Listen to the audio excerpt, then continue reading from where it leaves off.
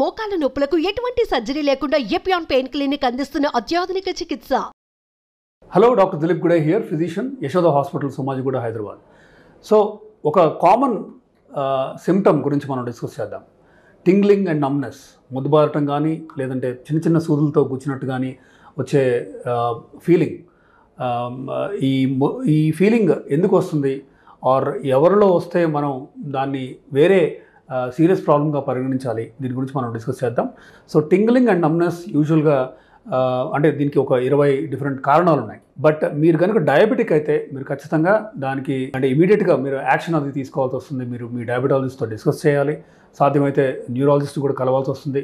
Nerve conduction study చేసి all limbs మనం ఇది డయాబెటిక్ న్యూరోపతియా కాదా, డయాబెటిక్ పేషెంట్లో కూడా అందరికీ న్యూరోపతి వల్లనే టింగ్లింగ్ నమ్నెస్ రావాలని లేదు.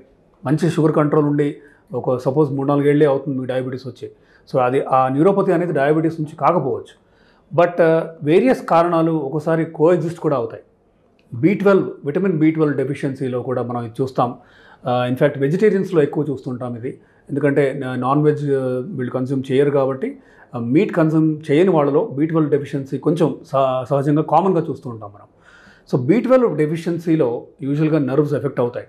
ఇన్ఫ్యాక్ట్ ఈ పాలిన్యూరోపతి కానీ, ఇన్ఫ్యాక్ట్ ఇది క్రానిక్గా కొన్ని డికేడ్స్ కనుక ఉంటే సబ్అక్యూట్ కంబైన్డ్ డీజనరేషన్ అనే ఒక డోర్సల్ కాలమ్స్, స్పైనల్ కార్డ్లో కనుక మీరు చూస్తే డోర్సల్ కాలమ్స్లో ఉన్న నరాలు కూడా ఎఫెక్ట్ అవ్వచ్చు. దాని ద్వారా వేరియస్ సీరియస్ ప్రాబ్లమ్స్ కూడా రావచ్చు. అండ్ అఫ్కోర్స్ మనకు తెలిసింది B12 డెఫిషియన్సీలో ఒక రకమైన అనీమియా వస్తుంది.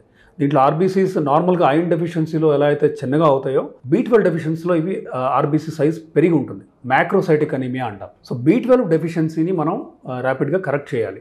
సపోజ్ నార్మల్ B12 లెవెల్స్ మనకి 300, 400, 300 నుంచి 600 రేంజ్లో ఉండాలి ఈ యావరేజ్లో. కానీ మీకు 150, 170 ఆర్ 100 ఉంది ఫర్ ఎగ్జాంపుల్, అప్పుడు మనం ఖచ్చితంగా ఇంజెక్షన్స్ ఇవ్వాల్సిన అవసరం ఉంది. అంటే వారానికి ఒకటి చొప్పున ఒక ఇంట్రామస్కులర్ ఇంజెక్షన్ తీసుకుంటే మీరు 1500 మైక్రోగ్రామ్స్ అని అట్లా 1000 అని వస్తుంటాయి మార్కెట్లో.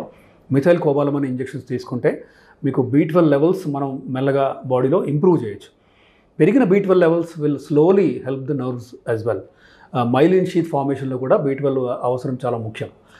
అయితే B12 డెఫిషియన్సీని మనం కరెక్ట్ చేసిన తర్వాత కూడా మీకు కనుక ఈ టింగ్లింగ్, నమ్నెస్, సూదులతో కూర్చిన ఫీలింగ్ కానీ, మొద్దుబారటం కానీ ఇది కనుక ఉంటే అప్పుడు నర్వ్ కంప్రెస్ అవుతుందా, వేరే కారణాలు ఏమైనా ఉన్నాయా, B12 సప్లిమెంట్ చేసిన తర్వాత కూడా కనుక మీరు ఉంటే దాన్ని మనం ఇన్వెస్టిగేట్ చేయాల్సిన అవసరం ఉంది. ఫర్ ఎగ్జాంపుల్ కొన్నిసార్లు మెగ్నీషియం డెఫిషియన్సీ అవ్వచ్చు, విటమిన్ D డెఫిషియన్సీ కానీ, దెన్ కంప్రెస్ అవుతున్న నరాలు, సపోజ్ కార్పల్ టన్నల్ సిండ్రోమ్ అంటాం. అంటే మనకి రిస్ట్ దగ్గర రెండు వైపులా రిస్ట్ దగ్గర ఈ 2 ఇంపార్టెంట్ నర్వ్స్ వెళ్తాయి, median nerve and ulnar nerve. ఈ నర్వ్స్ కంప్రెస్ అయ్యే ఛాన్స్ ఉంది, కార్పల్ టన్నల్ సిండ్రోమ్ అంటాం. సపోజ్ ఇది మనం నర్వ్ కండక్షన్ స్టడీ టెస్ట్లో క్లియర్గా గమనించవచ్చు, మనకి తెలుస్తుంది, ఒక ఆన్సర్ అనేది వస్తుంది. CTS కార్పల్ టన్నల్ సిండ్రోమ్ కనుక ఉంటే మీకు చిన్న ఘాటు లాంటిది పెట్టి మనం కంప్రెస్ అవుతున్న నరాలని ఫ్రీ చేయొచ్చు. ఆ కంప్రెషన్ని మనం కొంచెం అంటే ఎక్కడైతే ఎంత మేరకు నర్వ్ కంప్రెస్ అవుతుందో దాన్ని మనం కనుక కంప్రెషన్ రిలీవ్ చేస్తే ఈ సిమ్టమ్స్ మనకి రివర్స్ అవుతాయి. So carpal tunnel syndrome is one important cause for tingling and numbness.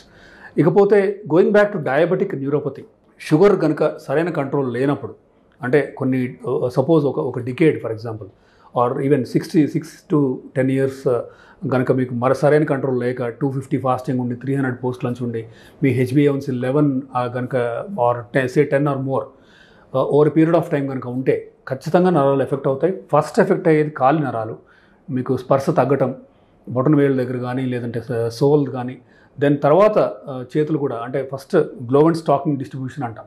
Gloves అంటే గ్లవ్ వేసుకున్నంత మేరకు మీకు రావటం ఈ టింగ్లింగ్ అండ్ నమ్నెస్. అలాగే స్టాకిన్స్ అంటే ఇక్కడ వరకు కాళ్ళలో రెండు వైపులా యూజువల్గా సిమెట్రిక్, అంటే 2 కాళ్ళకి 2 చేతులకి వచ్చే న్యూరోపతి ఇది. సో తీవ్రమైన న్యూరోపతి ఉంటే ఈ మొద్దుబారటం దగ్గర నుంచి అది రివర్స్లో మంట రావటం కూడా, బర్నింగ్ సెన్సేషన్ కూడా మనం చూస్తుంటాం. మెట్ఫార్మిన్ వాడే వాళ్ళందరిలోనూ మనం యూజువల్గా కొన్ని ఏళ్ల తర్వాత B12 డెఫిషియన్సీ అనేది చూస్తుంటాం. ఎస్పెషల్లీ మీరు వెజిటేరియన్ కూడా అయితే మాత్రం ఇది ఇంకా ఎక్కువ B12 డెఫిషియన్సీ ఛాన్స్ ఉంది.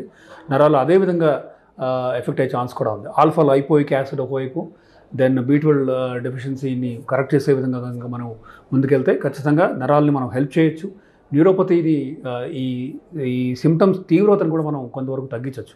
అయితే ఒకవైపు షుగర్ కంట్రోల్ మంచి కంట్రోల్, ఇంకోవైపు B12 and alpha lipoic acid and vitamin D and magnesium and calcium supplement చేస్తూ దెన్ కొన్ని మందులు అందుబాటులోకి ఉన్నాయి. ఈ serious positive symptoms of diabetic neuropathy, ఈ బర్నింగ్ సెన్సేషన్ అవ్వచ్చు, సూదులతో వచ్చిన ఫీలింగ్ కానీ, ఇవి తగ్గటానికి ప్రీగాబలిన్ కానీ, గాబాపెంటిన్ కానీ, నార్ట్రిప్టిలిన్ ఆర్ ఎమిట్రిప్టిలిన్ కానీ, దెన్ డ్యూలాక్సిటిన్ కానీ, ఈ మందులు ఇచ్చి మనం కొంత ఉపశమనం పొందే విధంగా మనం హెల్ప్ చేయొచ్చు డయాబెటిక్ పేషెంట్స్కి. అయితే ఇవి తీవ్రతని కొంచెం తగ్గిస్తాయే కానీ ఆల్రెడీ ఉన్న డిసీజ్ దారిని కంప్లీట్గా రివర్స్ చేయలేవు. సో ఎంతవరకు డ్యామేజ్ అయితే, ఫర్ ఎగ్జాంపుల్ 30-40% డ్యామేజ్ అయ్యాయి, మైలిన్ షీత్ మొత్తం డ్యామేజ్ అయ్యి ఉంది. ఫర్దర్ డ్యామేజ్ అవ్వకుండా sugar control and B12 and ఇవన్నీ మనం ఇస్తే ఫర్దర్ డ్యామేజ్ అవ్వకపోవచ్చు. దాన్ని ఈ మందుల ద్వారా కూడా ఈ సిమ్టమ్ తీవ్రత మనం తగ్గించుకోవచ్చు. సో మీకు కనుక టింగ్లింగ్ నమ్నెస్ ఉంటే మీరు ఇమీడియట్గా, ఒకసారి డయాబెటీస్ లేదు అని చెప్తారు పేషెంట్స్, బట్ సిమ్టమ్స్ చూస్తేనేమో డయాబెటిక్ పాలిన్యూరోపతి లాగా ఉంటాయి.